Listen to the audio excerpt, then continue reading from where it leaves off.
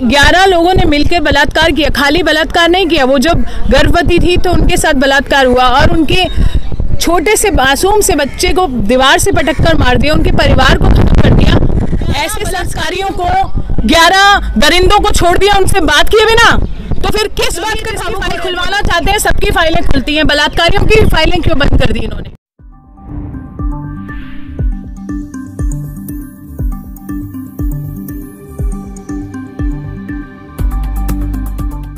बात को लेकर आज हम यहाँ आए। आप देखिए, हम भी चैन से सो सकते थे, घर में हम बैठ के संडे एंजॉय कर सकते थे, पर जब ऐसा कुछ हो जाता है दिल को चोट लगती है कि कोई रेपिस्ट संस्कारी कैसे हो सकता है, जिसने बलात्कार किया और 11 लोगों ने मिलकर बलात्कार किया। खाली बलात्कार नहीं किया, वो जब गर्भवती थी तो उनके साथ बलात्कार हुआ और उनके छोटे से मासूम से बच्चे को दीवार से पटक कर मार दिया, उनके परिवार को खत्म कर दिया। ऐसे संस्कारी लोग हैं।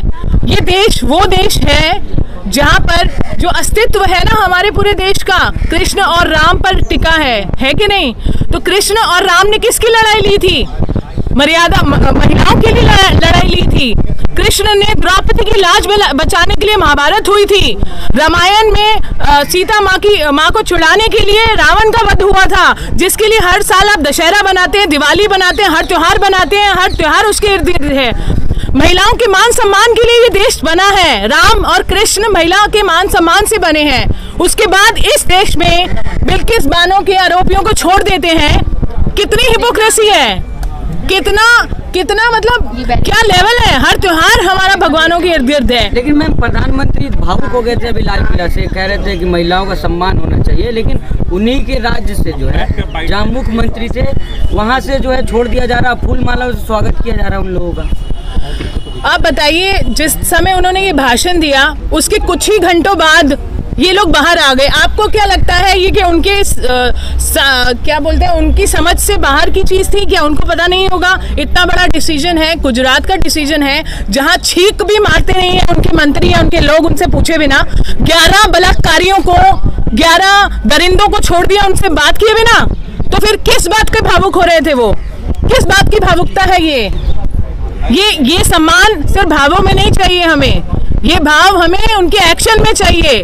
अगर अभी भी हाथ जोड़कर उनसे निवेदन करती हूँ कि इन 11 दरिंदों को आप वापस जेल में डाल दीजिए, आप ही के लिए सम्मान अच्छा होगा। फाइलें जो है वो बंद कर दी गई हैं, कहा गया गुजरात की जितने केस है सबकी फाइलें बंद हो गई हैं, क्लोज है। सबकी फाइलें एक तरफ, बलात्कारियों की फाइलें एक तरफ। फाइलें खुलती नहीं है क्या?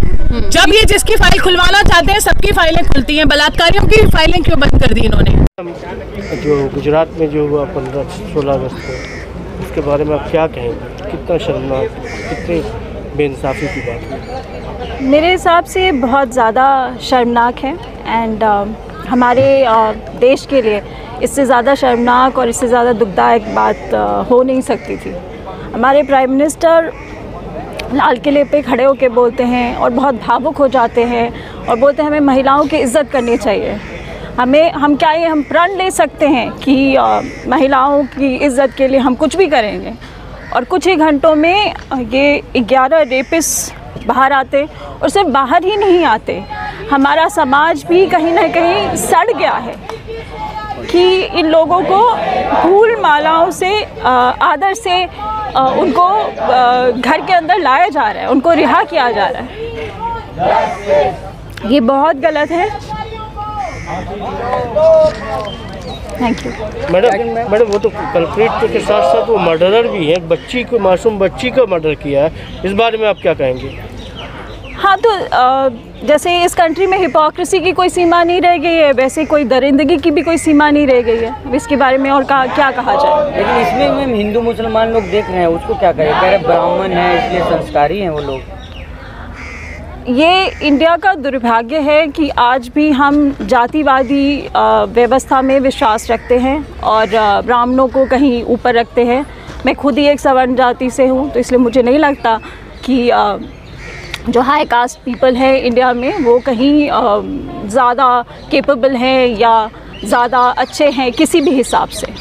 तो ये सब बकवास बातें हैं और इस इस समय में कंट्री जिस दौर से गुज़र रहा है उसमें ऐसी बातों का कोई मतलब नहीं है, कोई महत्व नहीं होना चाहिए।